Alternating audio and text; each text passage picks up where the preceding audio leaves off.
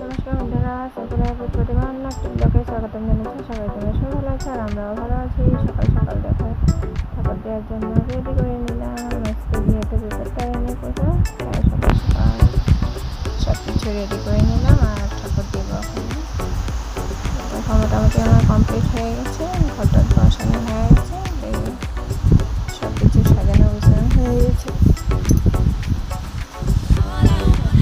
বিপদটা এনে পূজা করা কমন করে জানাই পাঁচালি করে নিলাম। খিচুড়ি করা হয়ে গেছে, পূজাও কমপ্লিট আর পূজার প্রসাদ খেয়েছি কলা পাতা। কার কলা পাতা দিয়ে প্রসাদ খেতে ভালোবাসে কমন করে জানা। আমার খেতে দারুণ লাগে কলা পাতাতে প্রসাদ খেতে। প্রসাদ খেয়ে নিলাম, তারপরে রান্না করবো। আলু বেগুন ভাজা বানাচ্ছি, যেটা আজকে নিরামিষ।